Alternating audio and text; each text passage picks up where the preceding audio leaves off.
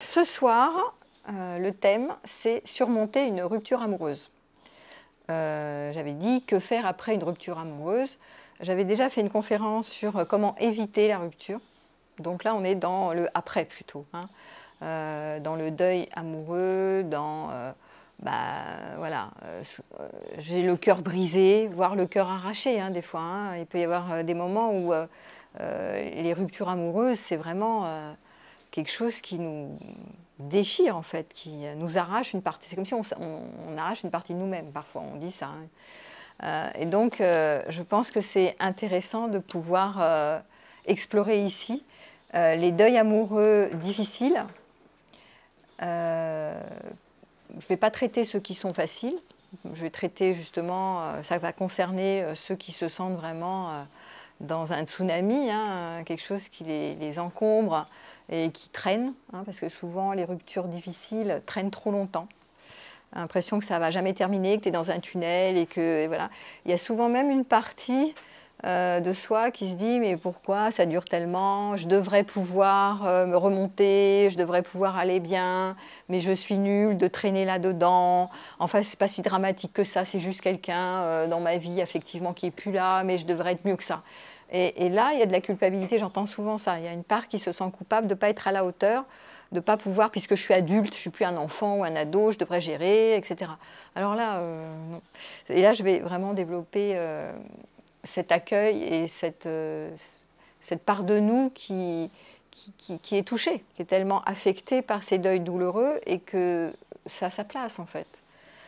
Et donc plus vous allez faire du déni autour de « mais non, mais je devrais m'en sortir, moi, ça devrait passer en 2 temps 3 mouvements, voilà ».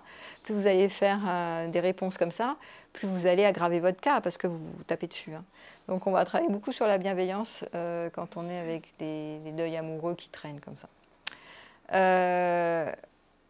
La rupture, c'est vraiment, je disais, souvent un cœur brisé, un arrachement, ça peut même donner un état dépressif, hein. On appelle ça des dépressions amoureuses. Alors, il peut y avoir un deuil amoureux difficile, mais une dépression amoureuse, c'est caractérisé en fait, hein. Donc, trouble du sommeil, voilà les symptômes. Trouble du sommeil, sommeil agité, perte d'appétit ou perte de poids ou augmentation du poids. Et on va voir apparaître la tristesse. Dans la dépression, on va avoir une tristesse douloureuse, une tristesse chronique. Ça dure, parce que normalement, au niveau de la gestion des émotions, dans le deuil, on traverse des émotions, puis une autre. Colère, tristesse, puis recolère, puis retristesse, puis peur, puis inquiétude, puis etc. Là, dans la dépression, si vous êtes dans une dépression amoureuse, vous allez avoir quelque chose de constant dans la tristesse. Et bon, ça, c'est pas terrible. Vous allez pleurer, puis on va trouver l'asthénie. L'asthénie, c'est la fatigue. Et l'anédonie, c'est l'incapacité d'aller au plaisir. C'est comme si tout ce qui est facile d'habitude, vous n'y avez plus accès. Donc, en général, dans les deuils amoureux difficiles, on va trouver des choses comme ça, hein. Il y a une difficulté. Toutes les ressources qui d'habitude fonctionnent, là, ça ne fonctionne plus. Je n'ai plus envie de rien, il n'y a plus rien qui me plaît. Je dois me forcer pour faire des choses qui me plaisent. Et on va trouver surtout une chute de l'estime de soi, des valorisations de soi, et puis il peut y avoir des idées noires et des tendances suicidaires pour le pire. Souvent les personnes qui commencent à faire des dépressions amoureuses, parce que c'est vraiment noté comme des dépressions, hein, c'est partie du type de dépression, la dépression amoureuse. Elles peuvent devenir addictes, dépendantes à l'alcool ou dépendantes à la nourriture, voilà, souvent les aliments sucrés pour combler le vide affectif. C'est souvent en lien avec un vide affectif.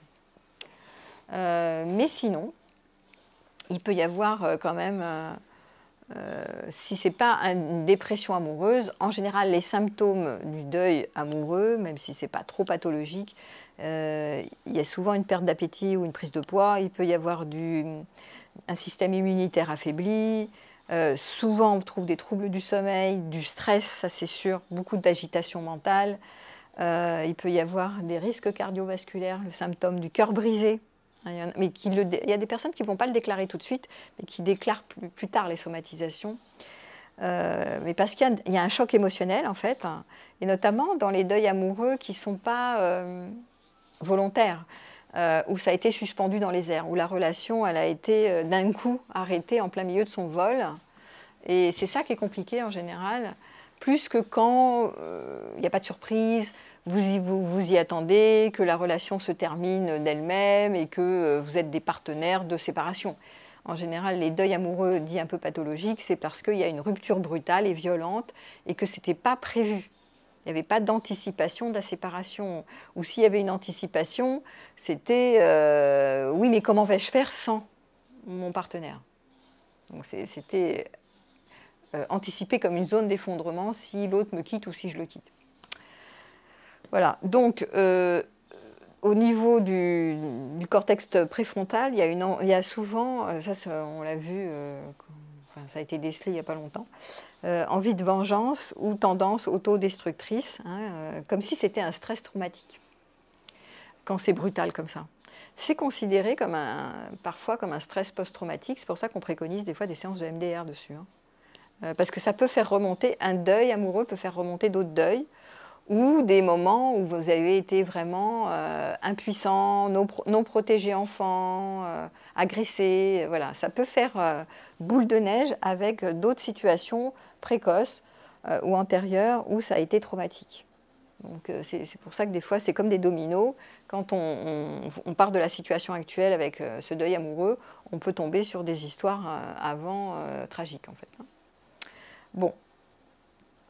Donc ça, c'est pour les symptômes. En général, quand je vois arriver en consultation quelqu'un qui est en deuil amoureux, la première chose que je vais faire, c'est déjà de faire un peu le diagnostic des symptômes, là, voir la gravité des symptômes, jusqu'où il y a de la dépression amoureuse, ou jusqu'où elle est déjà, la personne, vas-y, elle a déjà, oui, bien sûr, elle a déjà remonté la pente. C'est-à-dire qu'elle a remonté la pente, ça veut dire retrouver de la ressource, retrouver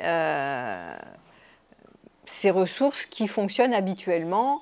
En général, les gens, ils ont des ressources, hein. Ils ont des amis, ils ont, la plupart du temps, quand il n'y a pas d'état dramatique comme ça, il peut y avoir la famille, il peut y avoir, lorsqu'on a le tissu social, il peut y avoir des activités sportives, des loisirs, un métier intéressant. Enfin bon, normalement, chacun a ses ressources. Là, dans le deuil douloureux, les ressources ne fonctionnent plus. Donc je fais l'état des lieux au niveau des ressources. Qu'est-ce qu'elle arrive à faire? Est-ce qu'elle arrive à tenir la route quotidiennement?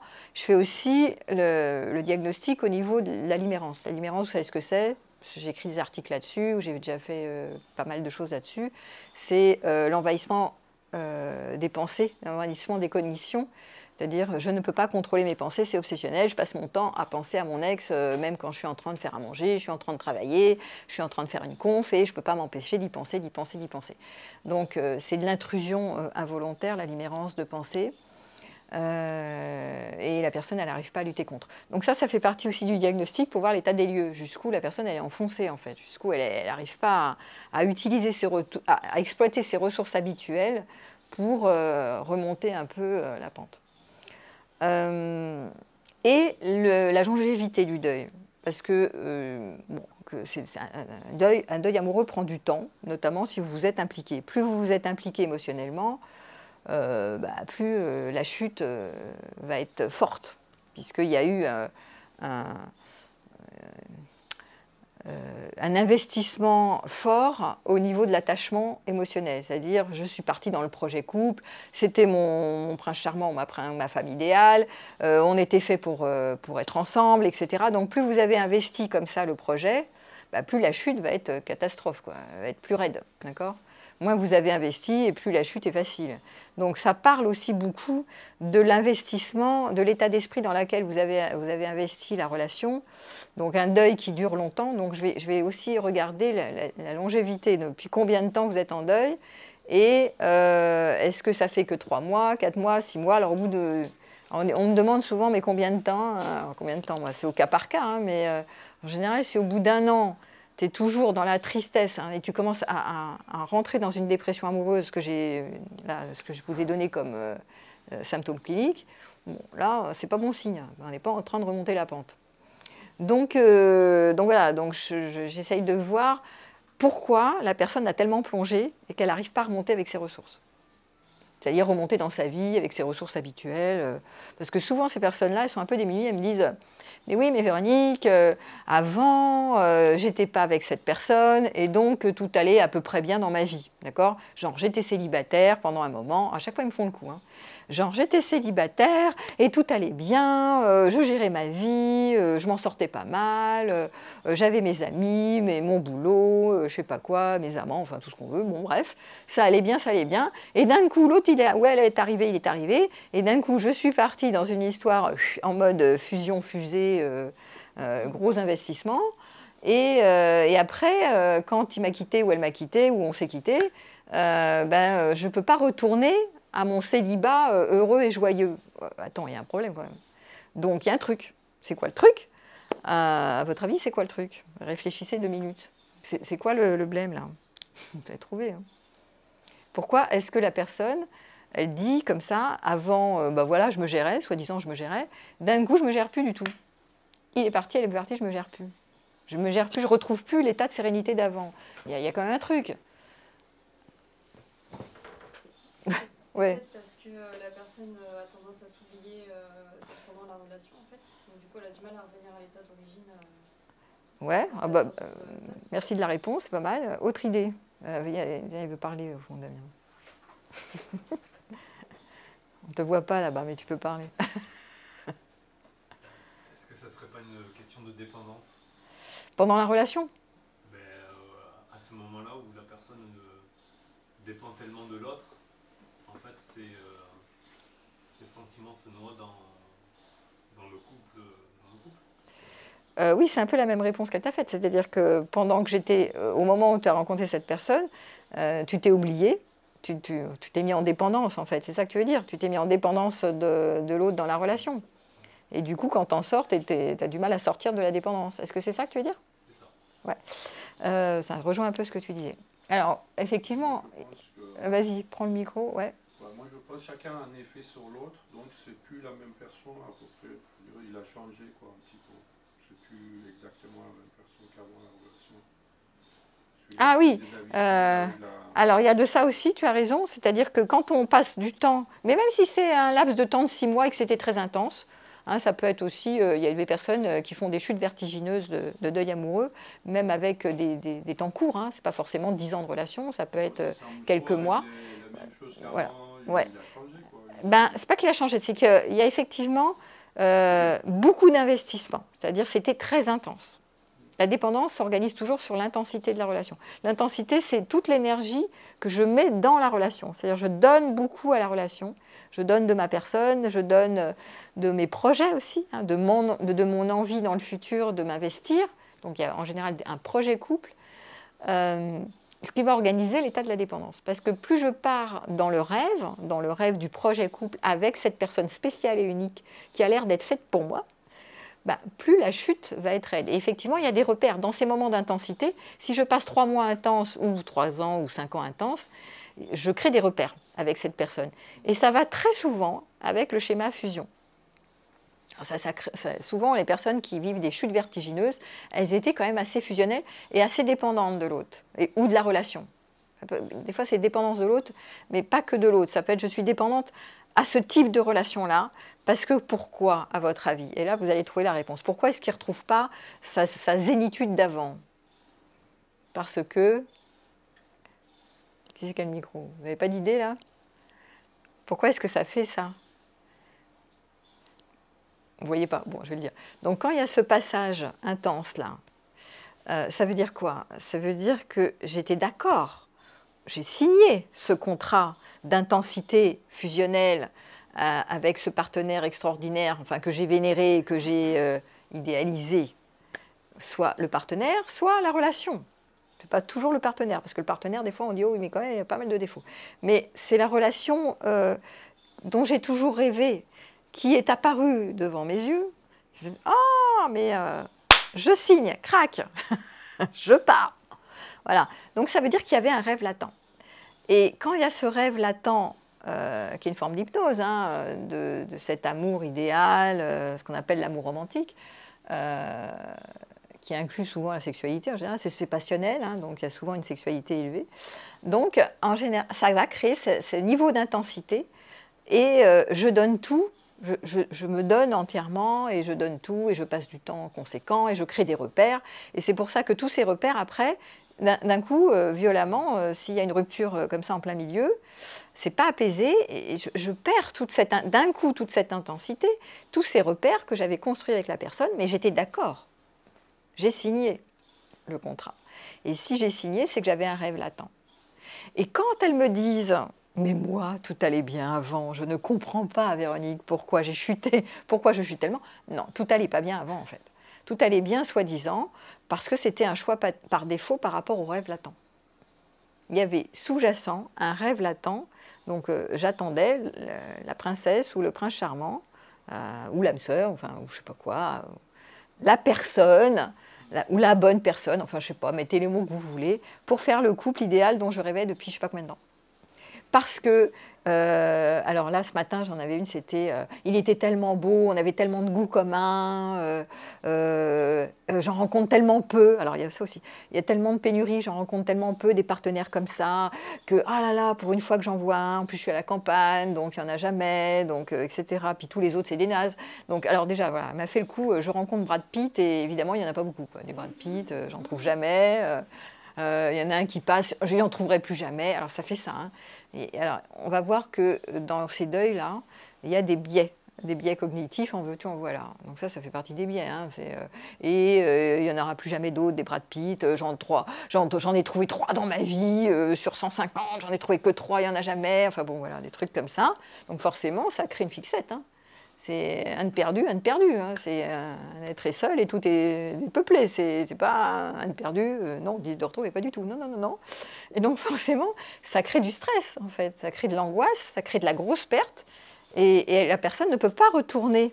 Parce que ce rêve latent qui était là, qui a été nourri pendant cette période d'intense, ben, après, le rêve, une fois qu'il est vécu, je le reveux, moi, je veux ce rêve. Pourquoi j'ai mangé, j'ai eu du miam, pourquoi on ne me retire pas ça? Moi, je veux maintenant. Mais il n'y a plus de Brad Pitt, comment je vais faire? Voilà. Mais en fait, la conclusion de tout ça, ce que vous devez comprendre, c'est qu'elle n'allait pas si bien que ça avant. C'était un choix par défaut. Elle se gérait plus ou moins. Enfin, c'est-à-dire que les personnes, les célibataires, souvent se gèrent pas mal, parce qu'ils apprennent à gérer leur vie, sauf que quand il y a ce rêve latent, et qu'il y a Brad Pitt qui passe et qui arrive, et ben voilà, ah, trop bien, je pars avec toi, ben voilà. Donc après, la déception, elle est d'autant plus grande, donc le deuil amoureux peut être d'autant plus pathologique que j'ai signé par rapport à ce rêve qui était là. Mais qui était là, en fond, dont je ne me suis pas vraiment rendu compte. Parce que ce rêve latent, il va créer quoi? Une fois que je rencontre Brad Pitt, eh ben, ça va me créer un phénomène d'idéalisation, d'accord?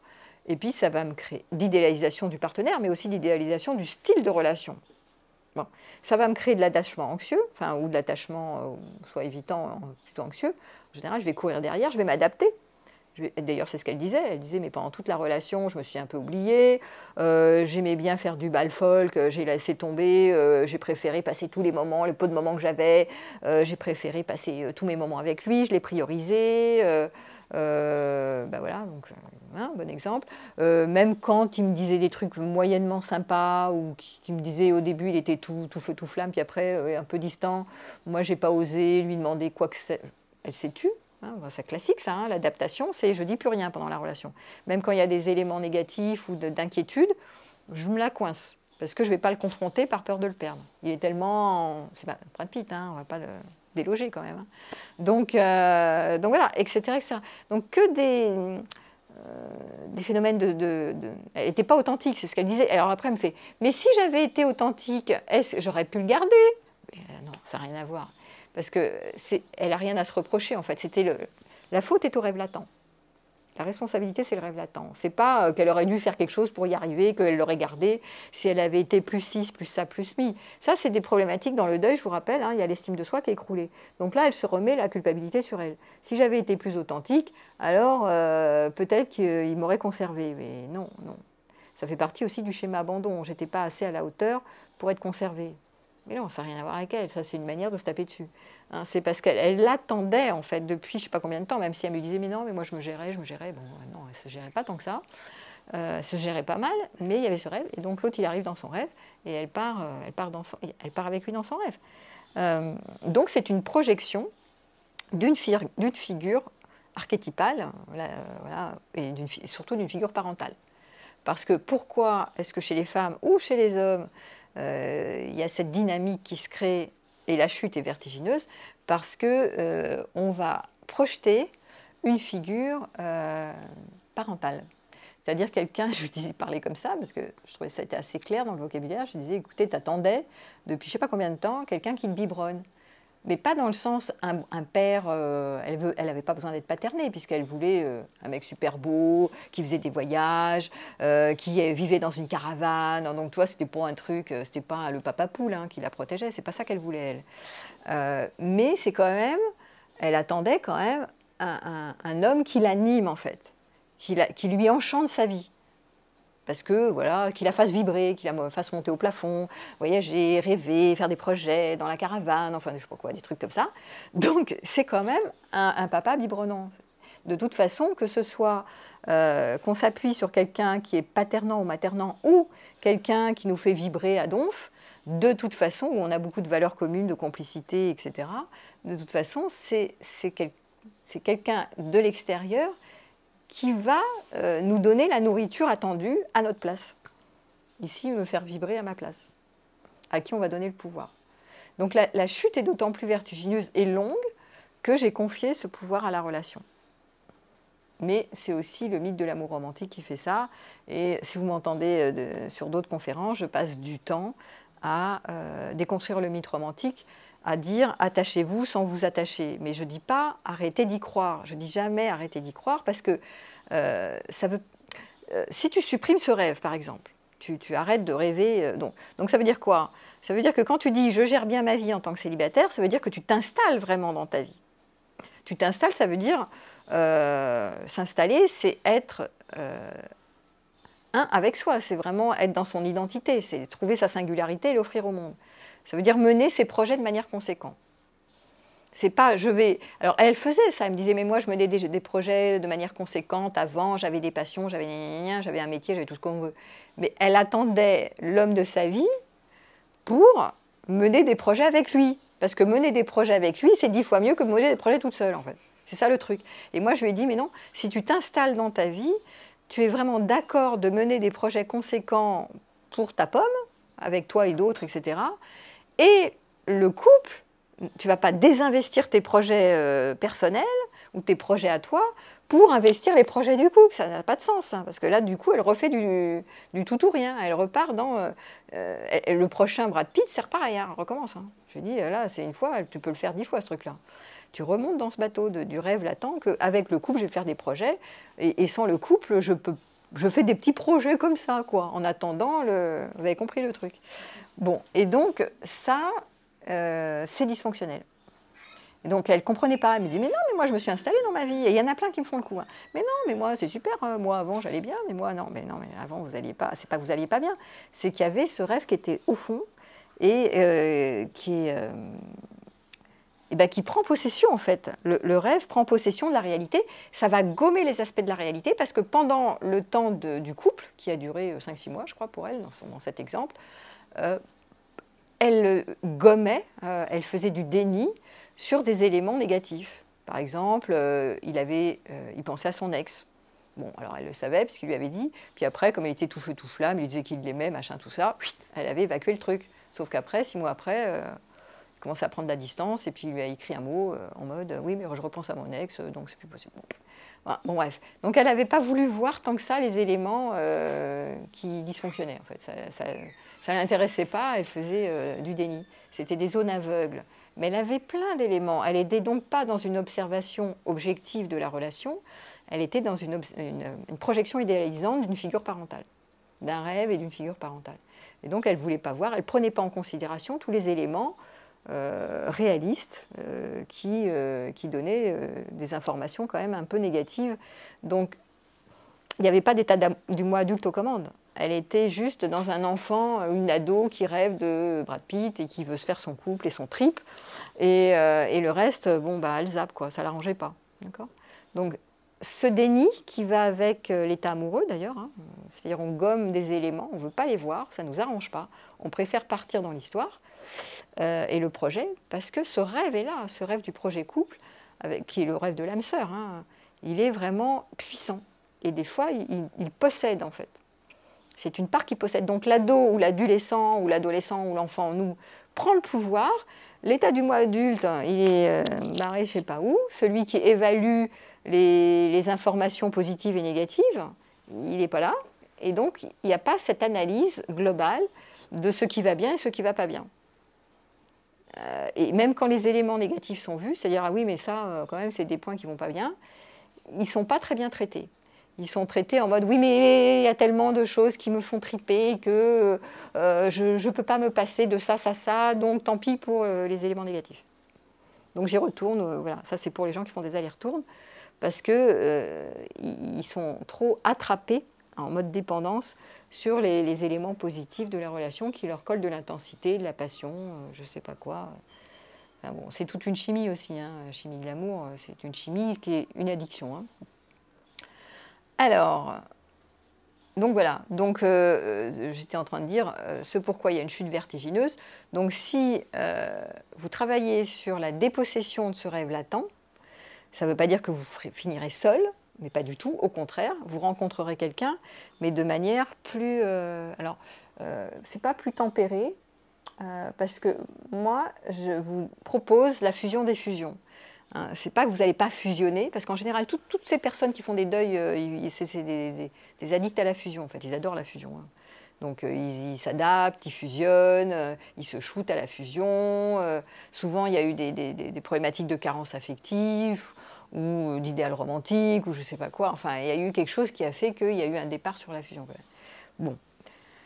Alors, qu'est-ce que je leur dis en général? Je leur dis, ben, vous n'allez pas... Je ne suis pas désabusée, moi. Je ne dis pas, après, non, il n'y aura plus de mythe romantique, il n'y aura plus d'histoire, ça va être un peu comme ça, là, vous allez faire votre vie.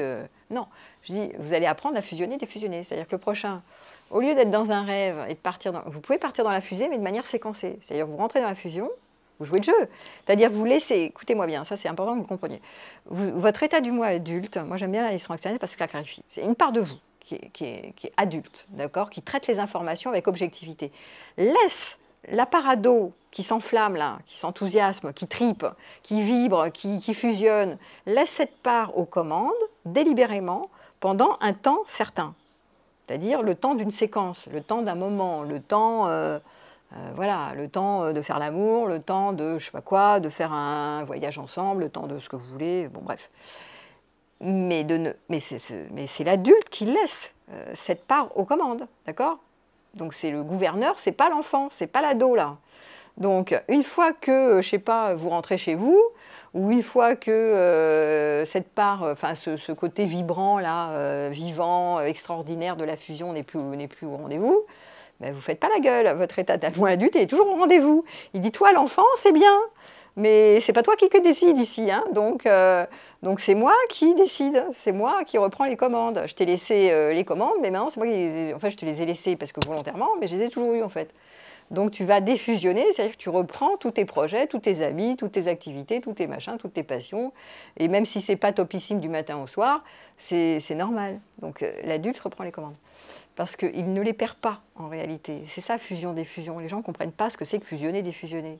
Parce qu'ils se disent, mais moi je ne peux pas défusionner. Une fois que je me suis attachée là, que je suis montée au rideau, j'arrive plus à... Parce que la connexion c'est savoureux, j'arrive plus à me débrancher. J'arrive plus, c'est toute la partie des dépendants affectifs, hein, il y en a plein. Hein. J'arrive plus à me passer de cette personne, oh là là, là là. Alors il n'y a plus les repères, comme tu disais, mais il y a aussi tout le goût. Tu vois, le goût du vivant, le goût de l'intensité, le goût du charnel, le goût des partages, le goût de ci, de ça, de mi. D'accord? Donc tout ça. Eh ben, si tu apprends à fusionner, à diffusionner, tu es beaucoup moins addict, tu vas arrêter d'être addict, parce que ton adulte, il va être aux commandes. Donc il va t'apprendre à défusionner. Il va te dire c'est normal, c'est pas fait pour durer ces histoires de fusion là, c'est pas sain en fait. C'est même pas... parce que pendant ce temps-là, tu t'oublies, ton univers, il se perd. Tes projets à toi, là, et après, tu déteins sur l'autre. Tu le suis partout, tu la suis partout, tu fais tout avec. Et du coup, tu n'es plus qu'une moitié de toi-même. Tu t'éteins, en fait. Tout en pensant que tu t'éteins pas. Ça, c'est complètement faux. Donc voilà, donc c'est très malsain de partir dans des systèmes comme ça de codépendance en général, puisque souvent ça se joue à deux, ces histoires de dépendance, parce que la chute est vertigineuse et le deuil va durer 2 fois plus longtemps. Mais il faut voir qu'il y avait ce rêve latent qui était aux commandes quand même, et cette envie de grimper dans la fusion. Donc de s'animer avec un autre. Donc c'est un manque d'animation de soi. Alors, maintenant, je vais donner les pistes parce que j'ai déjà traité ça. Je pense que c'est des sujets que j'ai déjà traités par ailleurs, mais c'est bien d'y revenir parce que même si je me répète, je donne toujours un angle un peu différent. Alors, que faire après la rupture pour surmonter la rupture? Donc déjà, diminuer son stress. Déjà, il faut voir le niveau, en général, je fais ça, hein, je fais un état des lieux du stress, jusqu'où le niveau de stress est élevé. Parce que, en fait, on va voir, quand j'ai dit qu'il y a de la limérance, il y a de la dérégulation du système nerveux. Troubles du sommeil, agitation mentale, humeur down, etc. Il n'y a pas d'énergie vitale. L'énergie vitale, elle fuit. Donc, ce qu'il ne faut surtout pas faire, et ce que les gens font, c'est de s'isoler. Parce que quand on ne va pas bien, il y en a une majorité qui s'isole. Le réflexe, c'est de s'isoler, c'est ce qu'il ne faut pas faire en fait. Les gens qui vont aller un peu plus vite dans le deuil, c'est ceux qui vont avoir des engagements sociaux. C'est les amis, les groupes de pairs, voilà. Il faut retrouver cette curiosité de l'enfant en nous qui s'intéresse aux autres, s'intéresse au monde. Voilà. Quand j'ai dit qu'il y a un état dépressif, des fois, hein, c'est vrai, elle ne s'intéresse plus à rien si ce n'est à cette histoire qui est perdue. Donc, il faut vraiment se rendre compte que les liens sociaux, c'est vraiment de la régulation du système nerveux. On se co-régule les uns les autres, il faut le voir comme ça, c'est une force, hein, c'est un atout, hein, cette co-régulation. On a survécu grâce à la co-régulation des liens sociaux bienveillants. Donc, si vous vous isolez, vous aggravez votre cas. Même si vous n'avez pas envie de vous mettre en contact avec d'autres. Parce que vous dites, oh, oui, mais j'ai pas beaucoup d'amis, ou je ne sais pas faire, ou forcément, plus vous êtes en couple intense et plus vous vous isolez. Bon, alors vous appauvrissez votre réseau. Mais le but du jeu, par exemple, c'est de venir à des confs comme là, refaire des réseaux, refaire des circuits, vous intéresser à des trucs. Petit à petit, ça va vous forcer au départ, hein, parce que c'est sûr que quand on est vraiment mal, on a envie de s'isoler. C'est vraiment ce qu'il ne faut pas faire. Voilà. Déjà, on voit comment ne pas aggraver son cas. Ce qui va aider, c'est les ressources en général, ce qui fait du bien, souvent aller dans la nature, pour retrouver le contact à la nature. Voilà, ça c'est les trucs un peu classiques hein, que je vous donne, mais ça c'est même si c'est la base, ça fait du bien de le réentendre. Faire de soi une priorité, se fixer des petits objectifs tous les jours, parce qu'il va falloir reconstruire son identité et retrouver son estime de soi.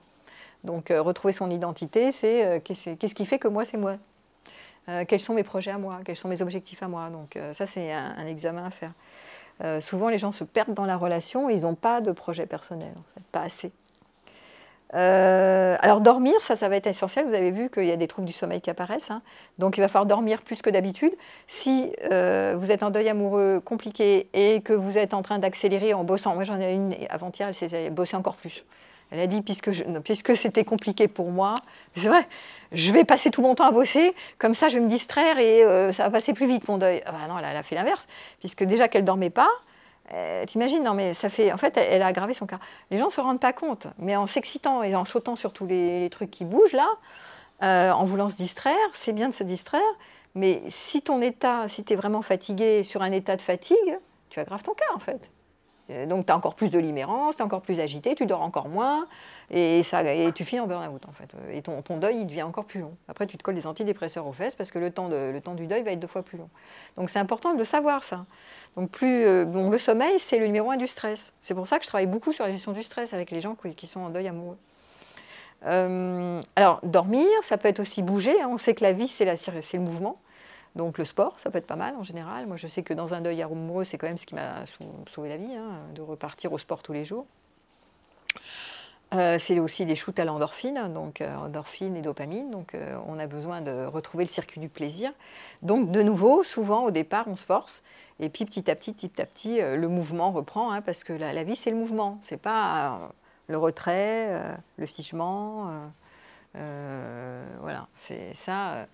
Si vous pouvez bouger, ça vous aidera.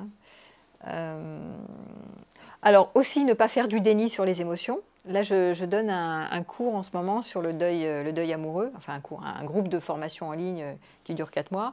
Et dans ce groupe, dans cette formation, il y a un chapitre sur la gestion des émotions. Dans la gestion pour faire court, hein, là je ne vous le fais pas parce qu'il y a une formation qui existe, mais c'est important de ne pas faire du déni, je l'ai dit tout à l'heure, sur les émotions. Par exemple, s'il y a de la tristesse, c'est bien de l'accueillir.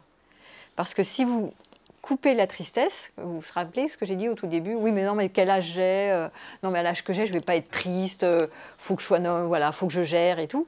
Donc si vous faites du déni sur les émotions, vous ne voulez pas les sentir, vous allez les stocker, elles ne vont pas partir avec leurs petites ailes, donc vous allez encore plus les sentir après, ça va durer encore plus longtemps.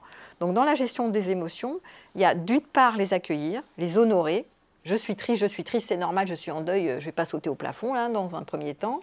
Je suis fâchée contre l'autre parce que c'est normal, il n'a rien compris, il aurait dû rester, il a minimisé, elle a minimisé, enfin bon, je ne sais pas quoi, en général c'est des trucs comme ça. Et donc on peut se mettre, on est en colère, c'est normal. Donc on accueille ses émotions, on dit oui à ça. Mais par contre, pour ne pas faire du déni, hein, d'accord, vous avez compris, c'est surtout le déni, ça c'est mauvais. Hein. Ne pas jouer au grand. Hein. Et puis ensuite, ne pas rester scotché dans le contenu. Le contenu, par exemple, je suis en colère contre l'autre parce que, par exemple ici, il n'a pas pu s'empêcher dans son exemple de ce matin, de repenser à son ex, et puis il m'a entourloupé parce que il m'a fait la sérénade, et puis il m'a raconté n'importe quoi, enfin voilà. Donc là, ça s'appelle la colère en mode je diabolise l'autre. D'accord ? C'est de nouveau un biais cognitif. Hein. L'autre, il est ou tout blanc ou tout noir. Ou il est extraordinaire et moi je suis nulle, ou c'est un diable et complètement toxique, c'est quelqu'un de toxique et moi je suis tout blanc. Ben non. Donc ça, de nouveau, dans un deuil, il faut faire attention. Il y a un moment où je peux être en colère, mais si je me scotche sur le contenu, si je diabolise l'autre, si je le blâme tout le temps, je vais me scotcher dans l'émotion de la colère, d'accord ? Je vais l'entretenir. Je ne vais pas passer à autre chose. Hein. Donc il y a des deuils pathologiques organisés sur un type d'émotion. Ou ça peut être la peur de ne pas pouvoir gérer seul, bon, par exemple. Bon, c'est pas mieux, hein. Donc je vais tourner sur mon contenu, que vais-je devenir, il n'y aura plus jamais de Brad Pitt, mais que vais-je devenir, je vais finir seule, ça va être une catastrophe, et donc voilà, donc si elle fixe sur son contenu, donc accueillir l'émotion, mais pas fixer sur le contenu, parce que le contenu, au bout d'un moment, il est piégeux, c'est pour ça qu'on en parlait un peu avant la conférence, on disait, des fois, il y a de l'intérêt à changer les points de vue. Parce que si j'ai un point de vue et je fixe dessus en appelant toutes mes copines, oui, l'autre il était vraiment toxique, il me manipulait tout le temps, c'était une catastrophe, et la preuve, et la copine elle va dire oui, et toi tu l'entretiens ton truc. Mais tu passeras pas, tu peux pas faire un deuil là-dessus, tu vas entretenir une émotion, et ça va finir par t'étouffer, et tu vas ressasser ton truc, ça devient une fixation sur un point de vue. D'accord ? Et donc c'est important, je dis souvent, les émotions elles sont faites pour traverser, elles ne sont pas faites pour s'agripper en mode dans le contenu. Vous ne vous agrippez pas au contenu, le contenu n'a pas tellement d'intérêt.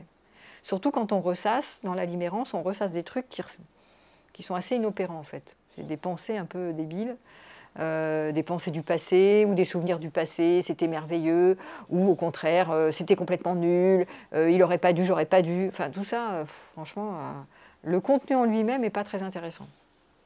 Donc, fixez pas sur le contenu, intéressez-vous plutôt aux sensations des émotions pour les accueillir, les traverser, éventuellement faire un rituel de finitude, parce que ça peut être pas mal de ritualiser la fin, c'est-à-dire une forme de libération. C'est honorer la relation que j'ai eue avec cet autre. Alors, ce que j'appelle un rituel, ça peut être un rituel, il y en a qui font là, les petits bonhommes, machin, les rituels, mais ça peut être, j'écris une lettre de cette belle relation et je l'enterre, ou je fais, je sais pas quoi, je dessine, je fais une poésie, je écris une chanson, je fais la littérature, je fais, je sais pas quoi. Moi, une fois, j'avais fait, alors moi, j'écris pas, bon, bref, mais j'avais, à l'occasion d'un deuil douloureux comme ça, j'avais créé un stage et des conférences sur le polyamour, parce qu'il m'avait larguée parce que j'étais polyamoureuse à l'époque. D'accord, bon. Et donc j'avais créé un truc comme ça, voilà, j'avais fait une création.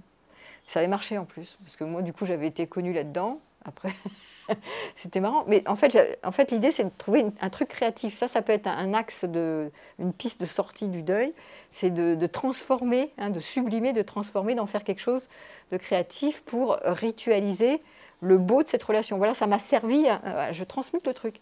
En tout cas, cette histoire, la conclusion de cette histoire, ça m'a permis de me connecter à ça en moi, et je vais le transmuter en créant quelque chose de ça, en faisant quelque chose voilà, de créatif que je vais offrir au monde.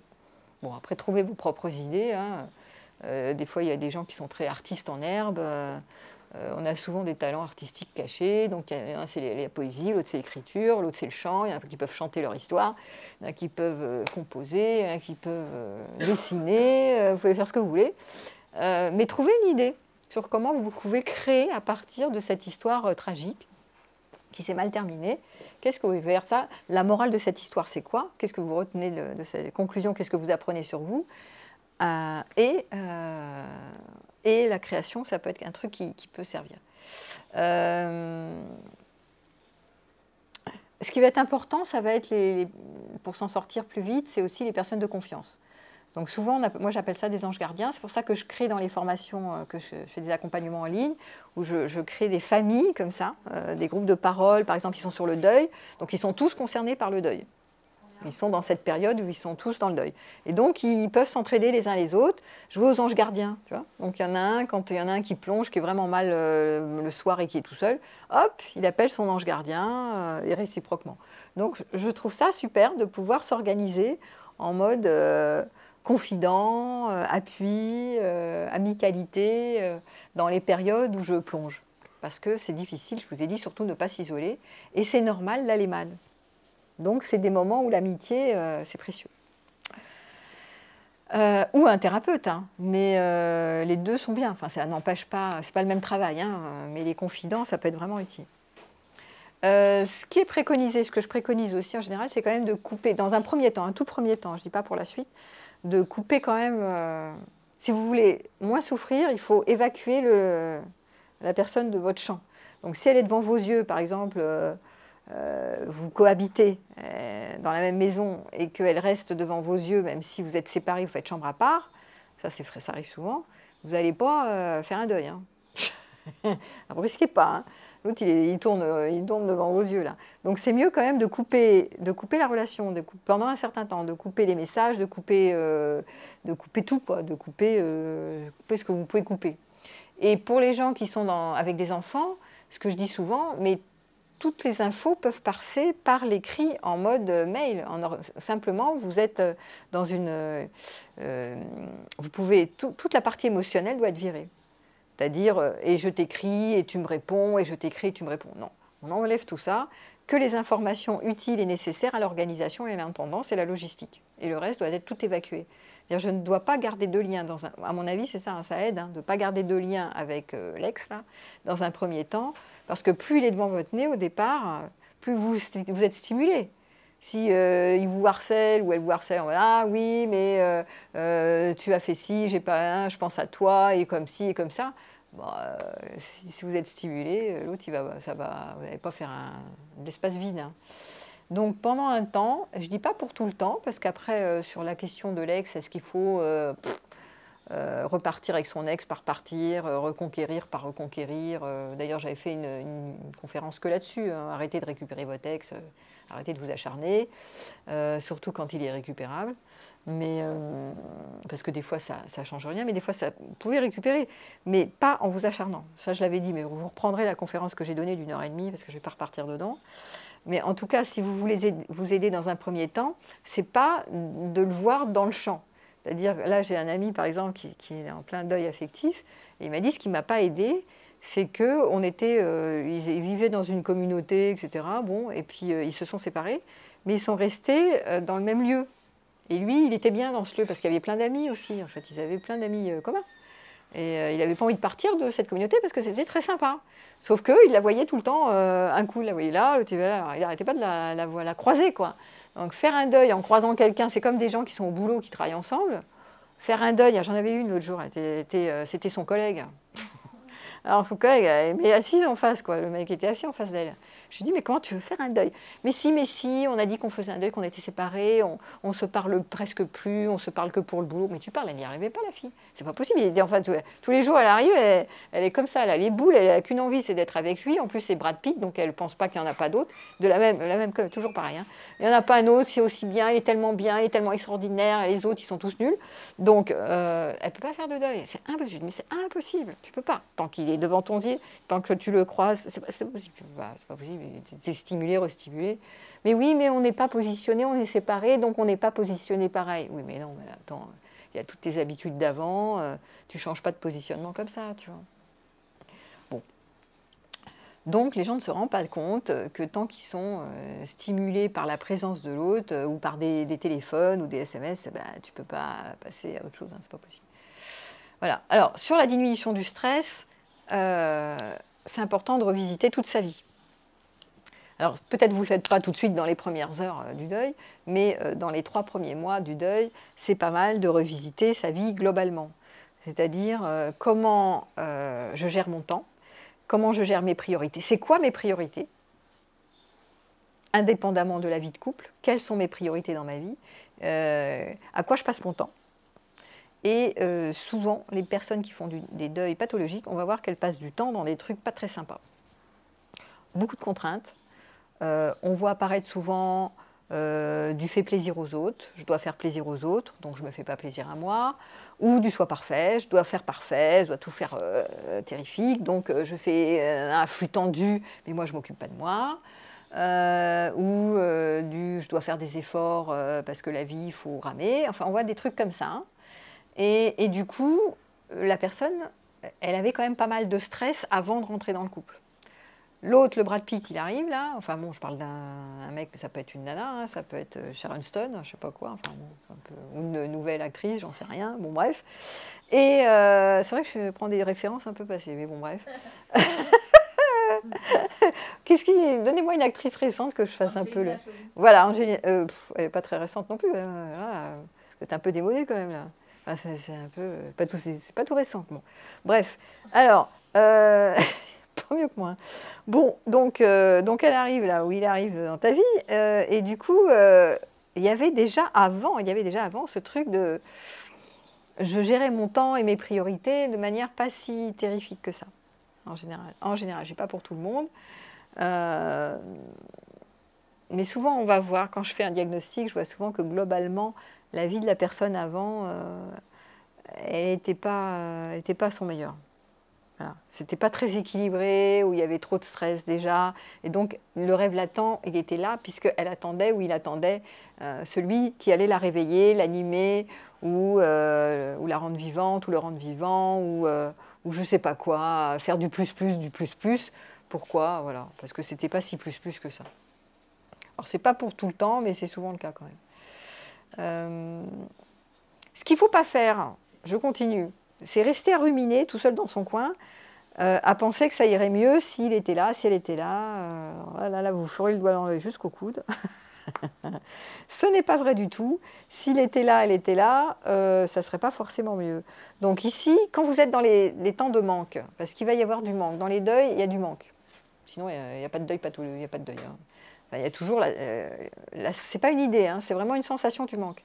Par exemple, elle me disait ce matin, elle me dit « Oui, c'est le 1er mai, c'est un jour férié, j'ai ouvert un œil, je me suis dit que s'il était dans mon lit, on aurait fait l'amour, ça aurait été tellement bien, j'aurais été heureuse, nanana. » Vous voyez le genre.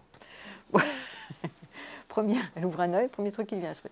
Donc, classique, dans les histoires de deuil, la première chose, c'est le manque, d'accord ? Je lui dis « Ok, c'est normal. Il n'y a pas de problème avec ça. Tu ne peux pas faire genre... tu n'as pas le contrôle sur cette sensation du manque. Par contre, tu n'es pas obligé de l'entretenir à donf. Tu peux très bien sentir ce manque, qui est ce truc de fusion, hein, qui est je manque de cette fusion tellement savoureuse, extraordinaire, et puis ne pas donner de l'énergie à ce manque. parce que tu as le choix à un moment donné. Il apparaît, soit tu donnes de l'énergie, soit tu donnes pas d'énergie dedans. C'est-à-dire tu t'y intéresses ou pas. En t'y intéressant, ça veut dire que tu adhères. Tu dis, ah oui, par rapport à aujourd'hui, c'était tellement mieux avant, et maintenant c'est tellement moins bien. Et surtout, si vous vous distrayez avec un autre ou une autre, vous allez comparer. Ah oui, mais avec... c'est souvent les relations de pansement, les relations d'après. Ah oui, mais avec elle c'est tellement, et l'autre c'est tellement moins, enfin bref. Donc, ça veut dire que vous alimentez toujours la sensation, le sentiment du manque. Vous n'êtes pas obligé. Vous pouvez, le but du jeu, ça va être de voir ça passer, et de remettre de l'énergie sur ici. Ici, c'est le corps qui guide. Hein. C'est toujours le corps qui guide. Et maintenant, ce n'est pas mes pensées. Qu'est-ce que je fais maintenant hein, c'est l'autoparentage. Qu'est-ce que je fais pour moi qui me redonnerait un peu de joie et de vitalité. Voilà. Donc, on va volontairement s'intéresser à qu'est-ce qui me met en joie, en curiosité, en intérêt. Évidemment, au début, il faut se forcer un peu, comme j'ai dit, parce qu'il faut que ça recircule, puisque ça ne circule plus. Hein. C'est un peu, tout est un peu figé, tout est gris. Voilà. Donc, c'est important de ne pas alimenter le manque, parce qu'il y en a beaucoup qui alimentent le manque. La nostalgie du paradis perdu. Et oui, et c'était tellement mieux avant, et là, et c'était... Alors, bon, c'est de l'idéalisation, parce qu'il y a tous les mots, de nouveau, c'est des biais cognitifs, puisqu'il y a toute la partie que j'ai citée, qui était tous les éléments négatifs, c'est une distorsion de la réalité. Hein. Il y a tout ça qui n'est pas vu. Donc, arrêtez de vous convaincre que c'était tellement mieux avant, ben, c'est pas vrai.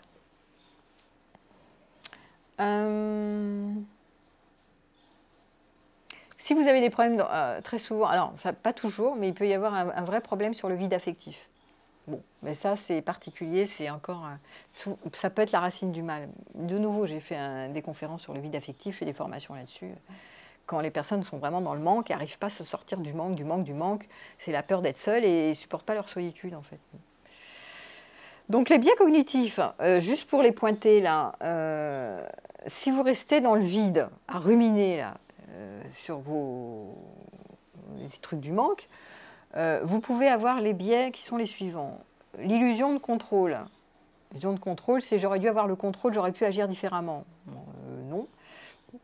Un autre biais qui s'appelle le biais de rétrospection et d'idéalisation, de diabolisation. Rétrospection, le biais de rétrospection, c'est je repars en arrière, j'ai les souvenirs qui m'arrivent, et soit en mode il était parfait, elle était parfaite, soit l'inverse. Soit j'aurais dû voir venir, j'ai pas anticipé, il était complètement ou elle était complètement toxique, voilà. Donc vous avez compris, ça c'est un biais de rétrospection. Ou qui s'appelle encore la pensée dichotomique, tout ou rien, où il était complètement nul, ou c'est moi qui étais complètement nul, qui n'était pas à la hauteur. Donc ça, c'est des biais binaires, hein, tout ou rien. Alors très souvent, on fait ça. Les biais cognitifs, hein, méfiez-vous de vos pensées. C'est pour ça que j'ai dit, mais ne vous intéressez pas au contenu de vos pensées. Pourquoi ? Parce que méfiez-vous de vos pensées. Vos pensées sont piégeuses. On a 80% de biais cognitifs, mais tout le monde. Les biais cognitifs, il y en a des tonnes. Donc on passe son temps à penser n'importe quoi, n'importe comment. Donc méfiez-vous de vous, parce que sinon, vous partez en cacahuète, en fait. Bon. Autre biais qui est le biais d'ancrage. Ça, c'est un biais connu dans les deuils amoureux, qui est le biais d'ancrage des moments positifs. Donc, j'ai souvenir des moments positifs, et le reste, j'oublie. Et le biais d'attribution qui est « c'est de ma faute », le biais je m'attribue, c'est de ma faute, c'est ma plus grande faute, ou j'attribue « il était toxique », c'est sûr. Voilà. Donc ce sont des biais cognitifs qui nous traversent, puisque 80% de nos pensées sont fabriquées de biais cognitifs, qui nous ont permis de survivre. Hein. Ce n'est pas par hasard qu'on a des biais cognitifs quand même. Hein. Ça sert à la survie de l'espèce, mais là, ça nous dessert. Donc prendre nos pensées trop au sérieux, c'est pas terrible. Il va falloir regarder ça de manière un peu plus précise. C'est pour ça que je donnais le travail de Cathy Byron, là, je citais le travail du work, par exemple, hein, pour déconstruire des pensées qui sont fausses en fait. Voilà. Ok, alors, une fois il y en a une qui me dit, mes copines, elles me disent, mais pense, elles me répètent toute la journée, parce qu'elle était en deuil, amoureux, mais pense à toi, tu devrais penser à toi. Bon, elle fait, bah oui, bah, je pense à moi, marrante elle. Ça veut dire quoi, penser à moi? J'arrête pas de penser à moi, mais quand je pense à moi, il n'y a rien qui me vient, tu vois. Donc il y a plein de gens comme ça qui me disent, mais c'est quoi penser à moi? Comme amour de soi. Mais c'est quoi s'aimer? On me dit de m'aimer, mais ça veut dire quoi, m'aimer? Tu vois. Et donc ça veut dire quoi? Eh bien, ce que j'en pense, moi, de cette affaire, c'est que penser à soi, ça veut dire arrêter. C'est un peu l'inverse de tout ce que j'ai fait pendant la relation, qui était, je ne pensais pas tellement à moi, je pensais à faire trop de choses au service de la relation. Donc ça, d'abord, il n'y a plus la relation, donc j'arrête de faire des choses au service de la relation. Donc, je reviens sur mon identité, sur ce que je disais, mener des projets. Je fais ce dont moi je rêve, et pas ce dont le couple m'embarque. Je ne me fais pas embarquer par les idées des autres, en fait, ou par les projets des autres. Parce que ça peut être aussi les projets d'un groupe auquel j'adhère, ou les projets de mon équipe, ou les projets de mon chef, ou les projets de mon mec, ou de ma nana. Enfin voilà, donc non. Je regarde quels sont mes propres rêves, et je construis, j'essaye de construire mes rêves, mes projets à moi, et j'arrête de m'engouffrer dans les projets et de me faire embarquer dans les projets des autres. Parce qu'en général, les personnes qui ne savent pas penser à elles, c'est parce qu'elles ont tendance à s'engouffrer dans les projets des autres. Mais en général, pas que dans leurs histoires d'avant. Elles s'embarquent chez les autres. C'est-à-dire que les autres donnent c'est des suiveurs, en fait. Elles se font attraper par des leaders, des gens qui prennent beaucoup d'initiatives, qui sont souvent des extravertis, un peu comme moi. Ah, on va faire ci, on va faire ça, on va faire mi. Oui. Viens, tu as envie de faire ça? Oh, oui, j'y vais, oui, j'y vais. Et puis, finalement, ils sont tellement des suiveurs qu'après, ils sortent de la relation, ils sont là en mode... alors, aime-moi, là. Hein, pense à moi, c'est quoi penser à moi? Donc, ils ne sont pas très connectés à eux et à leurs envies, à leurs besoins. Parce qu'ils ont tendance à se perdre dans les autres, à se laisser influencer par les leaders là, qui en général, eux, sont très autocentrés, ils savent exactement ce qu'ils veulent et ce qu'ils ne veulent pas. Parce qu'il y a des profils de personnalité de gens qui savent exactement ce qu'ils veulent. Moi, par exemple, je sais facilement ce que je veux et ce que je ne veux pas. Et donc, je prends souvent le contrôle, sauf si je tombe sur quelqu'un qui est comme moi. Mais sinon, il y a des gens qui ne savent pas trop, qui aiment un peu tout, hein, qui se fondent un peu dans la masse. Et donc, comme ils aiment un peu tout, et puis ils aiment bien faire plaisir, donc ils ne sont pas très autocentrés, ils ne savent pas trop ce qu'ils veulent. Donc ils partent dans les projets des autres. Et après, ils sont là, c'est regrettable, parce qu'ils sortent de là, pense à toi. Mais c'est quoi mes envies, mes besoins? Je ne sais pas trop. Donc il y a un temps, ça peut être des crises salutaires, hein, ces deuils amoureux, pour vraiment se reconnecter à soi et être dans sa vie à soi, en fait. Et pas de suivre les autres, arrêter de suivre les autres pour un oui, pour un non, quoi. Voilà. Qu'est-ce qui peut être intéressant aussi, ça c'est une autre piste que je vous donne, c'est de se demander quelle histoire me suis-je racontée à propos de nous, pas à propos de lui ou d'elle, à propos de nous. Vous comprenez ça? À propos, parce qu'on perd l'autre, mais on perd en général pas que l'autre, on perd surtout l'histoire du nous. C'est le projet nous. Donc faites attention à ça, posez-vous la question. Quelle histoire me suis-je racontée à propos du nous? Et vous aurez des informations précieuses. Après, autre question que vous pouvez poser, est-ce que j'ai perdu l'autre ou une version de moi-même auquel j'étais attachée? Une part de moi que j'aime connecter. Par exemple, quand je suis avec cet ex-là, je me trouvais tellement vivante, vivace, j'étais tellement drôle, j'étais tellement, je sais pas quoi, parce que je me montrais comme ça à l'autre, ou profonde, ou je sais pas quoi, ou authentique, tout ce que vous voulez. Parce que vous montrez cette facette, parce que ça faisait chic de montrer cette facette à l'autre, d'accord? Souvent dans les relations intenses, on montre une facette de nous qu'on a envie de montrer et qui nous plaît. C'est une partie de nous qui nous plaît en plus. Et que ça nous donne quelque chose de chouette. Voilà, c'est une belle image de nous et on la montre à l'autre. Et donc, quand l'autre n'est plus là, il ne nous stimule plus, on perd cette part de nous. Et du coup, posez-vous la question, est-ce que c'est l'autre que je perds ou cette part de moi que j'ai connectée grâce à l'autre que je perds? Parce que cette part de moi, l'autre, il passe par là, quoi. Il est stimulus, mais elle est en moi. Il ne tient qu'à moi qu'à la faire vivre autrement, par d'autres stratégies. D'accord ? C'est pas parce que la prise, elle a disparu que cette part, elle doit disparaître. Voilà. Donc ça peut être n'importe quoi. Là, je donnais des qualités. Bah oui, quand je suis avec l'autre, je suis vivant. Quand je ne suis pas avec l'autre, je suis moins vivant. Bah, débrouillez-vous pour vibrer, pour être vivant autrement. Hein. Sinon, vous êtes coincé, quoi. Alors, qu'est-ce que j'ai d'autre à dire? Oui, dans cette chute vertigineuse, en fait, et dans ces deuils qui durent si longtemps, oui, je l'ai dit ça, de voir quelle est... est-ce que vous aimiez vraiment la personne ou plutôt ce qu'elle représentait? Parce que parfois, on aime ce que le projet couple représente. C'est-à-dire, je me mets en couple pour la stabilité ou pour des valeurs communes ou pour projeter un avenir, parce que sinon, j'ai du mal à projeter un avenir dans le seul à seul. Hein. Et d'ailleurs, elle me le disait ce matin, elle me disait « Oh là là, mais moi, je ne me vois pas seule, quoi. » Il y en a plein qui me disent « Je me vois à deux, mais je ne me vois pas seule. » Donc, ils se mettent direct sur des sites de rencontres, en fait. Voilà. Et donc, c'est important de voir, est-ce que j'aimais vraiment la personne ou est-ce que j'aimais ce qu'elle représentait pour moi? C'est-à-dire ne pas être seule, c'est-à-dire faire un projet, voyager, je ne sais pas. Hein, donc, ça, c'est important parce que du coup, vous êtes identifié, non pas à... C'est pas l'amour de l'autre, hein, l'autre, en fait, c'est pas l'autre vraiment que vous aimiez, mais ce qui allait avec. Et donc, vous pouvez vous réapproprier votre pouvoir quand vous voyez que ce n'était pas vraiment l'autre que vous aimez, mais tout ce qu'il représentait. Parce que le but du jeu dans les deuils, c'est de récupérer, vous avez compris, hein, c'est de récupérer de la puissance, c'est de récupérer de la niaque. C'est pas de continuer à perdre votre vitalité en croyant à des trucs faux.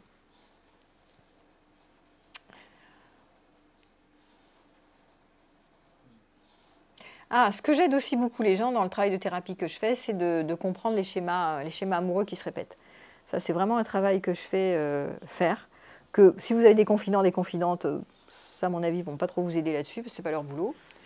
Mais je pense que c'est important, quand on fait des deuils amoureux compliqués comme ça, de voir, est-ce que c'est... là, il y avait le schéma fusion chez elle ce matin, qui était derrière.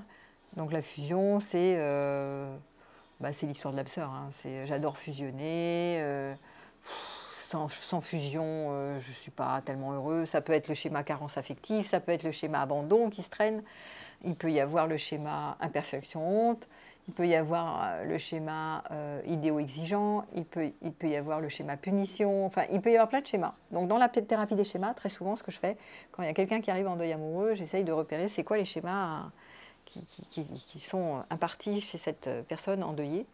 Parce que très souvent, ça va être important de les détecter et de voir que le schéma doit arrêter de prendre le pas sur la personne.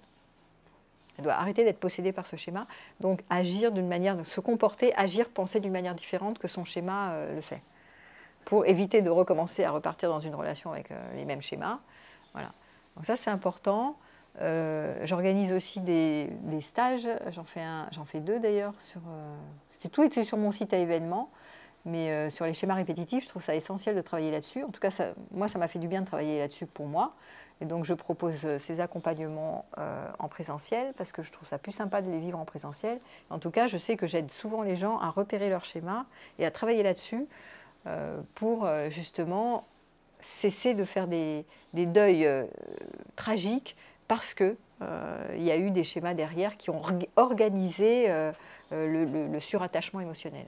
Puisqu'on a vu tout à l'heure, hein, en général, c'est parce que vous avez hyper investi que la chute est tragique.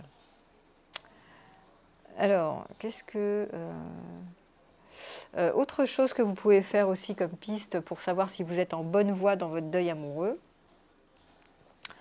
voir si votre confiance est... Parce qu'il va y avoir un travail de reconstruction. Au départ, hein, il y a quand même le temps qui agit, hein, on ne remonte pas comme ça, hein, il faut un certain temps pour remonter.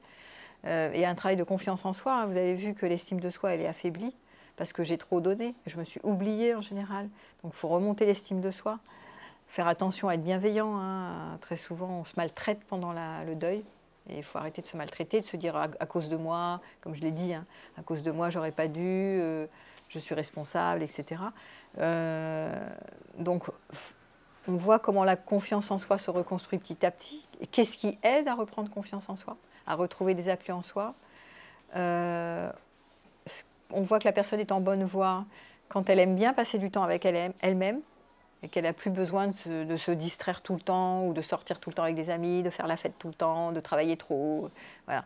Donc là, on voit qu'elle va mieux, c'est-à-dire qu'elle devient le meilleur compagnon pour elle-même. Okay.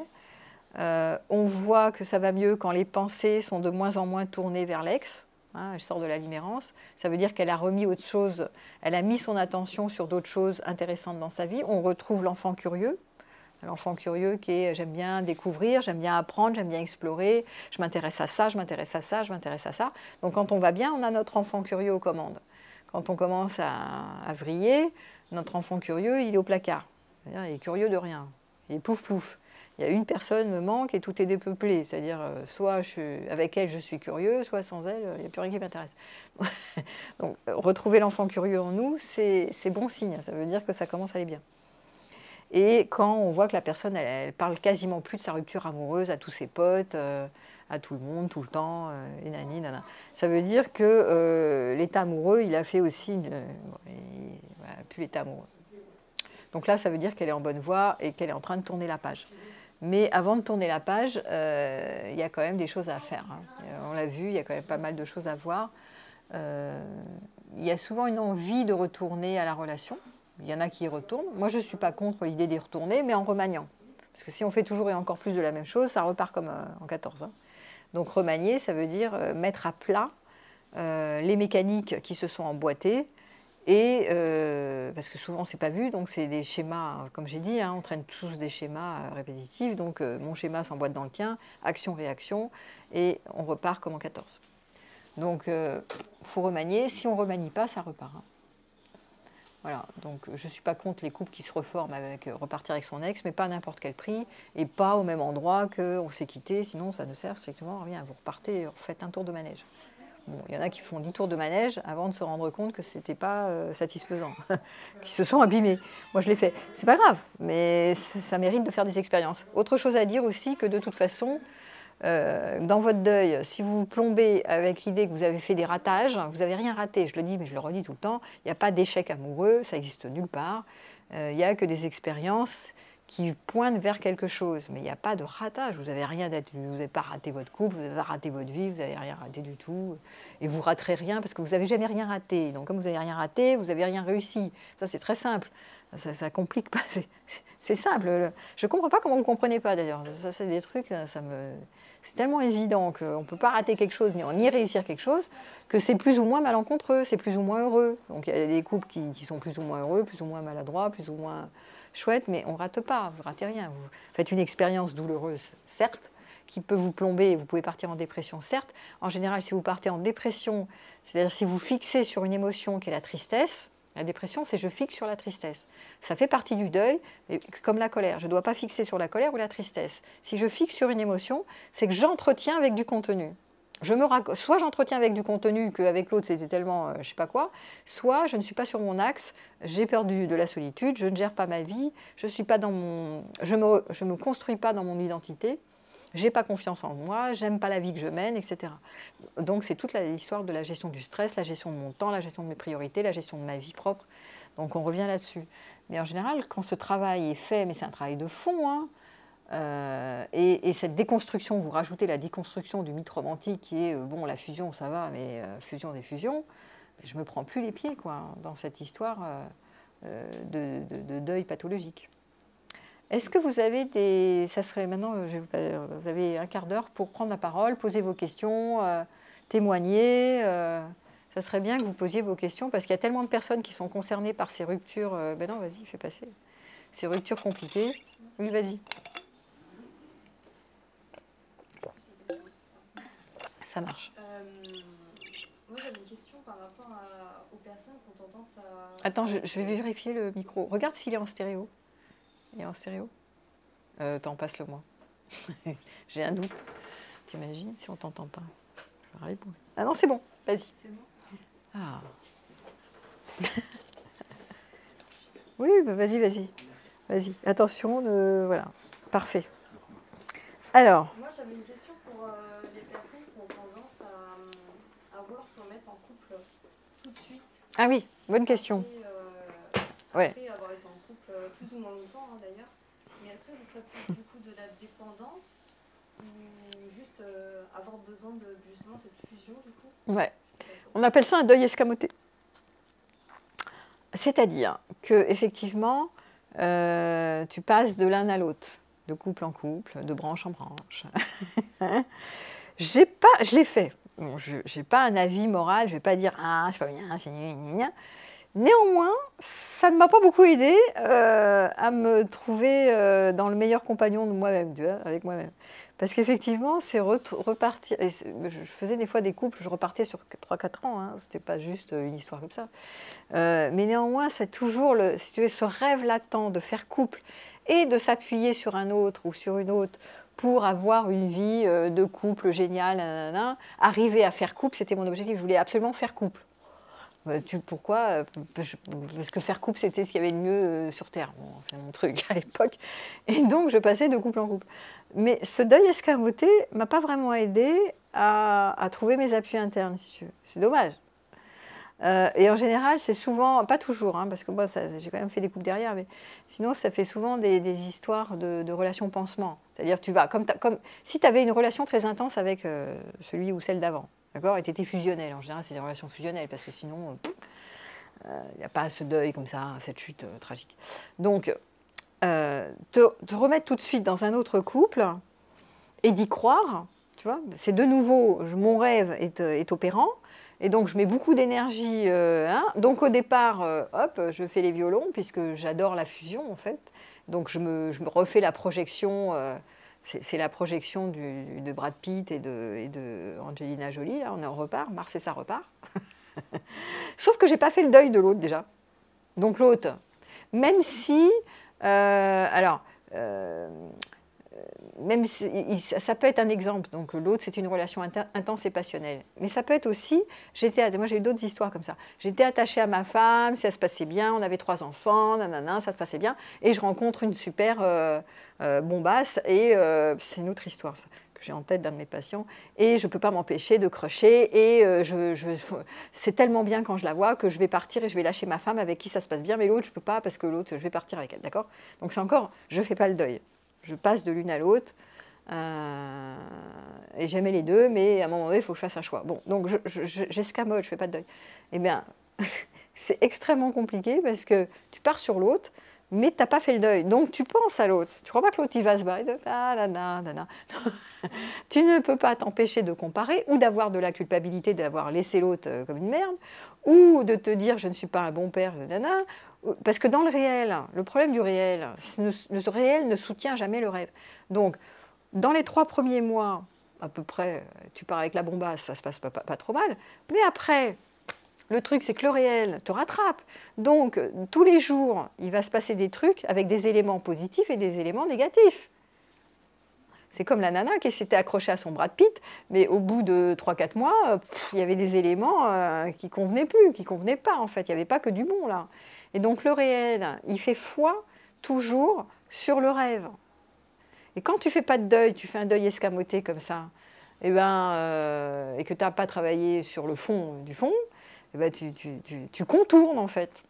En ne faisant pas de deuil, tu vois, tu essayes de te convaincre qu'avec celui-là, c'est vraiment bien, que l'autre, c'était pas terrible, ou pas assez, et que celui-là ou celle-là est plus satisfaisante, et que nanana, donc tu te convaincs toi-même, tu te racontes tout un tas de cracks, parce que tu ne veux pas être seul, en fait. Souvent, tu ne veux pas te confronter à la solitude. Mais comme tu ne fais pas bien le deuil, c'est un ajournement du travail en profondeur sur être le meilleur compagnon pour soi-même et arrêter de partir dans fusion après fusion après fusion, après rêve du couple. Le rêve est toujours au rendez-vous, il n'a pas été retravaillé. Tu vois ce que j'en pense?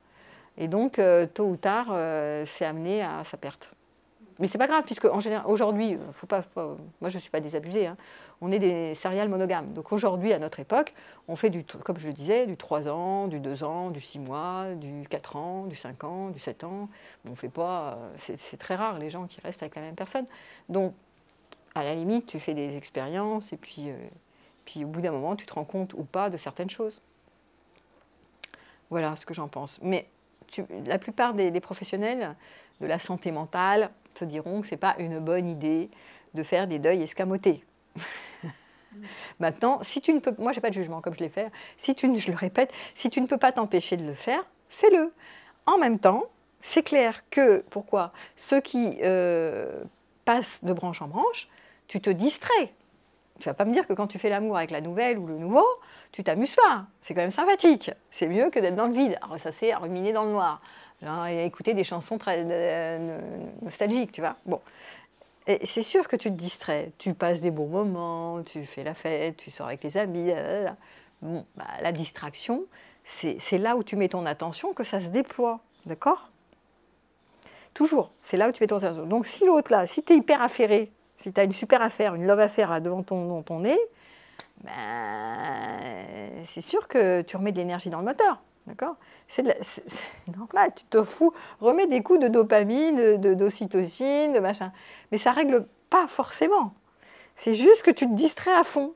Et donc, pourquoi pas? Mais tu peux aussi te distraire avec du sport, tu peux te distraire avec des loisirs, tu peux te distraire avec de la créativité, tu peux te distraire avec d'autres choses, tu vois, avec la nature. Et aussi passer des moments de zénitude, de contemplation, de rêverie, parce que en général, quand tu fais un deuil, tu dors mal. Donc j'avais dit, ça serait quand même pas mal de poser un peu la bête pour réguler le système nerveux.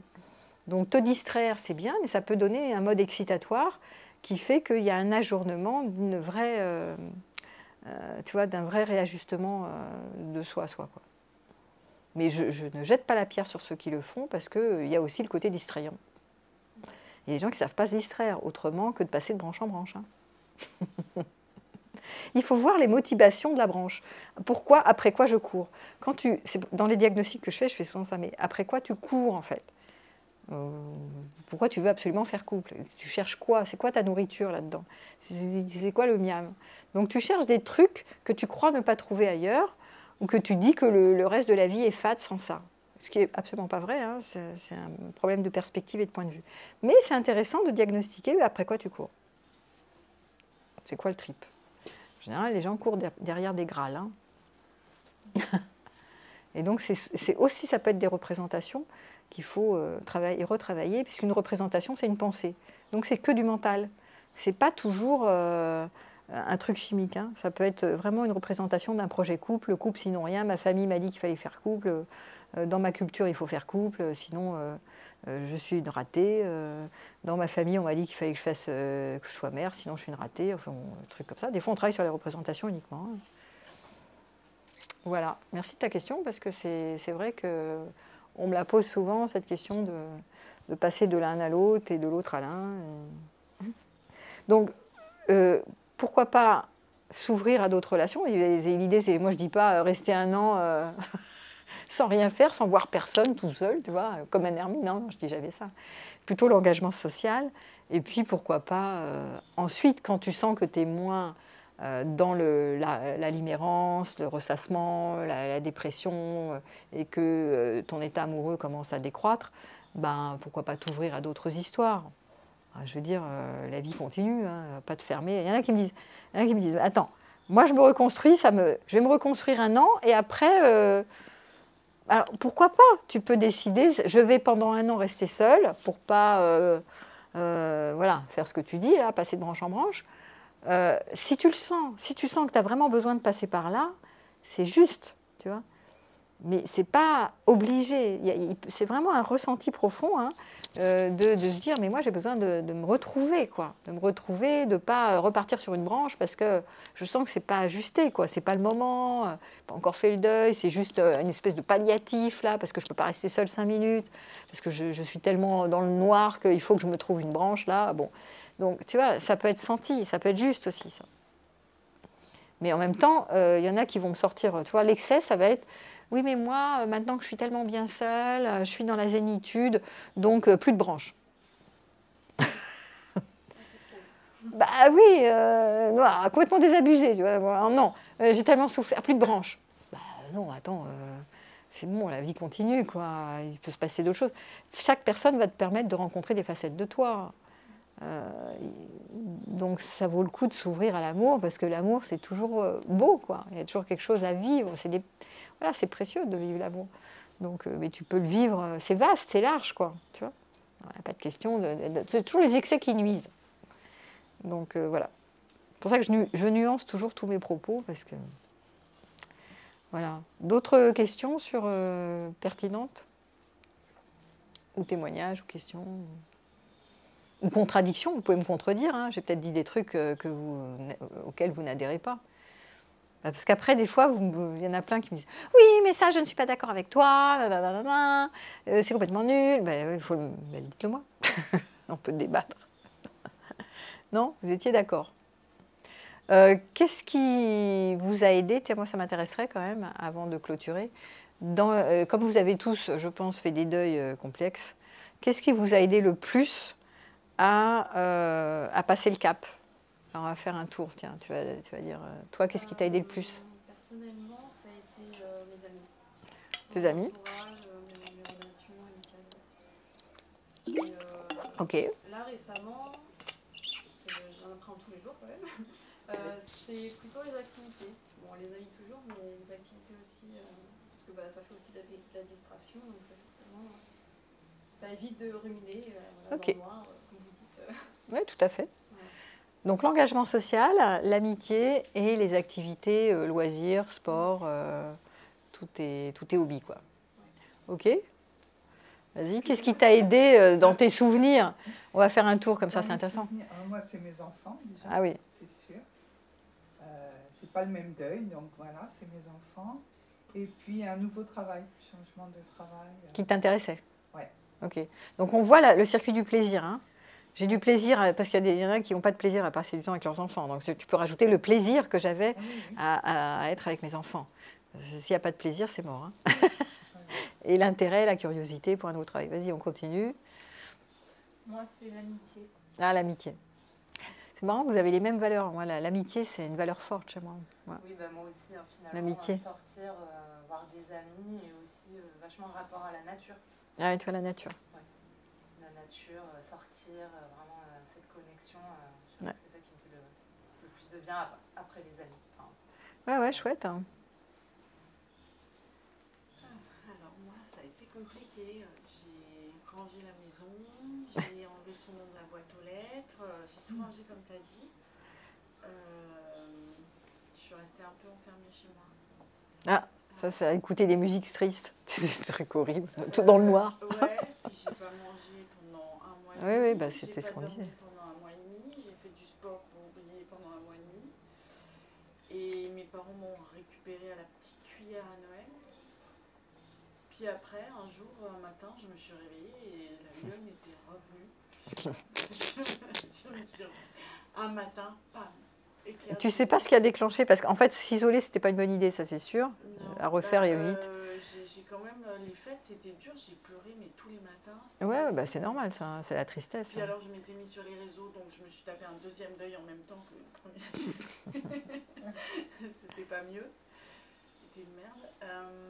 Et du coup, qu'est-ce qui t'a fait switcher? Connecter à moi. Ah, c'est ça qui est intéressant de voir. Ouais, comment tu as switché. Je me suis dit, mais en fait, le monde ne va pas s'arrêter de tourner. J'ai retrouvé une étincelle de vie, une étincelle d'espoir, de croire en moi. Et ouais, tu t'es reconnecté à toi. Ouais. Ok, donc tu as fait un revirement à 360 sur toi. C'est ça. Ok. Ouais, voilà. Ok, super. Bah, merci, on continue. On fait notre petit tour de piste. Ah, je ne sais pas, moi peut-être c'est le temps. Je veux dire, donc le fait de ne pas voir la personne? Oui, parce que bon, après, disons que je n'arrivais pas à m'en sortir, en fait, j'y pensais tout le temps. Puis au bout d'un an et demi, tout seul, c'est rencontrer d'autres personnes. C'est ça, parce que c'est là où on met notre attention que ça se déploie. Donc à force de ne pas voir la personne, après c'est un an et demi, c'est un peu long. Mais bon, c'est pas grave, hein, ça arrive. Mais le fait de ne pas voir, tu es obligé de mettre ton attention sur d'autres choses. Mais plus tu mets ton attention sur des choses qui te font plaisir, tu retrouves plus vite le circuit du plaisir. Mais c'est vrai qu'à force de ne pas voir. Fâché, en fait, on va dire. Je lui en voulais, puis au bout d'un an et demi, c'est passé, quoi. Oui, tu avais quand même fixé sur la colère. Tu vois, ce que j'ai parlé, le biais de diabolisation. J'étais apaisé, quoi. J'étais tranquille. Je pense ouais. que c'est le temps. Ok. Je vais répéter l'amitié. Ouais. La nature aussi, ça m'a aidé à me recentrer sur moi. Et je pense que par la suite, après, les hobbies, quoi, les passions ont repris place. Donc du coup, je me suis rééquilibré, aligné, retrouver du plaisir en fait. Ouais. Ça va bien mieux aujourd'hui. Bon, malheureusement, on n'a pas le meilleur pour la fin. Parce que moi, je n'ai toujours pas fait le deuil, ça fait 1 an et demi. Ah Je oui. suis dans une situation très très délicate au niveau personnel, au niveau santé. Je n'ai pas pu trouver de logement, donc on est toujours dans le même logement. Ah oui, bah tout ce que j'ai dit qui est compliqué là. Exactement, je me C'est suis tout ce qui t'aide retrouvée- pas. Dans tout ce que vous avez explicité, je me suis vraiment retrouvée dedans. Ah oui. Et d'autant plus que lui, il est parti dans une relation de pansement, c'est-à-dire qu'il m'a quittée. Et Ah là là. par courrier, déjà, ça c'est très compliqué à accepter. Et en fait, le lendemain, il était déjà avec une autre. Et puis ensuite, il la lâche, il revient à nouveau chez moi. Et moi, j'ai une problématique, c'est que je n'arrive pas. On va dire, malheureusement, s'il revient pour la 5e fois, mais je le reprendrai, je n'arrive pas à aller vers, par exemple, d'autres hommes. C'est pas possible. Oui, oui, bah là, il y a un accrochement de dépendance là. Voilà, et on va dire, il m'a lâché vraiment comme une merde. Et voilà, j'ai découvert que j'étais malade et tout est tombé en même temps et je suis dans une spirale infernale. Ah ouais, ouais. Je ne trouve pas de logement parce que je ne peux pas travailler. Parce que, Ah oui, tu es dans une spirale moi, ça fait 1 an et horrible. demi que je ne, voilà, je suis, et je tiens grâce à mes enfants. Oui, oui, il y a des histoires. Je suis désolée pour cette page négative. J'aurais préféré commencer à Non, mais bah, si tu veux, c'est parlant parce que il y a une période, moi j'étais comme toi, hein, j'étais malade, j'arrivais plus à bosser, j'étais vraiment au fond du fond et en dépendance. Après, moi j'ai fait de la thérapie, je pense que c'est ça quand même qui m'a sauvée, hein. L'amitié, la thérapie, parce que je l'ai quand même, j'avais pas, enfin moi j'ai décidé de l'éloigner, hein. Après, même sans travailler, il revenait, huit, huit, huit. Depuis, comment dire, et je me suis retrouvée, en fait, vraiment très isolée depuis que j'ai emménagé sur Montpellier pour construire ma vie avec lui. Je me suis retrouvée dans cette sphère où je suis sûre de ne plus recommencer, de complètement être isolée. C'est-à-dire pas d'amis. Bah, c'est ce qu'il ne faut pas faire. Ouais. Et ça, c'est très très compliqué. Et bah, tu as bien fait de venir ici, au moins tu vas pouvoir te refaire des amis. Mais c'est pour ça que je suis arrivée en retard. Déjà, il m'a fallu beaucoup de temps. Je dis, alors qu'est-ce que je fais? J'y vais pas. Je n'osais presque pas venir. C'est complètement stupide. Mais moi, je me suis dit, ça peut vraiment te faire du bien. Bah oui. Autant venir à pied. Mais je pense qu'une chose que tu peux commencer à aborder, enfin à comprendre, c'est que, tu vois, la plupart, on a dit l'amitié, c'est l'engagement social en fait, hein, ne pas s'isoler, ne pas rester seul, se sentir soutenu. C'est pour ça que je crée des formations de groupes de parole, des gens qui vivent la même chose, parce que tu n'es pas la seule en fait à traverser. Parce que quand tu es affaibli, si tu veux, plus tu es fragile, plus tu es malade, plus tu es fragile, plus tu vois les choses en noir, moins tu as de peps, moins tu arrives à l'éloigner, moins, tu vois, c'est le machin qui se mord la queue. Et pourtant, c'est salutaire de retrouver ta puissance en mode bah maintenant toi là-bas et moi ici pour que je me reconstruise, tu vois. Pour... J'ai remarqué, par moments j'ai l'impression qu'il aime en fait le fait, parce que au lieu, je sais pas, même si on n'est plus ensemble, il peut me dire, ah dis donc je vois que la maladie ça avance, hein, je te vois t'affaiblir. J'ai l'impression qu'en fait il a ce plaisir et je lui ai dit, pas plus tard que la semaine dernière, je lui ai dit écoute t'en enterreras d'autres avant moi. Voilà, j'essaie justement d'être le plus possible. Oui, mais bon, ça, tu vois que c'est des histoires d'emprise. Je ne sais plus, tu n'étais pas là, mais j'ai dit, c'est pas lui qui te met sous l'emprise, c'est pas lui qui est un diable, c'est toi qui te mets sous l'emprise. Donc il faut reprendre ta responsabilité, mais pour pouvoir le faire, il faut que tu sois soit suivi, soit, tu vois, je veux dire, ça ne se fera pas tout seul, parce qu'il faut déjà clarifier des choses. Et puis que tu sois soutenu et que tu sors de cet isolement. Ça, on l'a vu, ça c'est l'essentiel. Bon, donc tu as bien fait de venir, c'est déjà un pas, puis un pas, puis un pas. Je l'ai gagné justement parce qu'il m'a dit que je ne pouvais pas avoir de vie, puisqu'en fait, moi je n'ai pas le droit d'avoir de vie, puisque je n'ai pas de contact social, et puis je suis malade. Mais non, et je vais lui faire justement pied de nez. C'est pas parce que je suis malade que je ne peux pas. Au contraire, c'est le moment d'avoir, de refaire ton tissu, d'avoir des amis, des confidents surtout, et de petit à petit, d'augmenter, je sais pas, des fois c'est 2 confidents, puis après 3, puis après 4, puis après ton réseau relationnel sur une année, tu l'augmentes, quoi. Voilà. Eh ben, merci à vous. Hein, donc, c'était comment surmonter une rupture. Et puis, n'hésitez pas, si vous voulez venir à mes stages ou à mes conférences, c'est tout sur mon site à événements. Et donc, il y a cet été, donc, je fais le stage schéma répétitif au Ménuire et en novembre à Djerba. Ça va être sympa. Voilà, bonne soirée. Merci Véronique.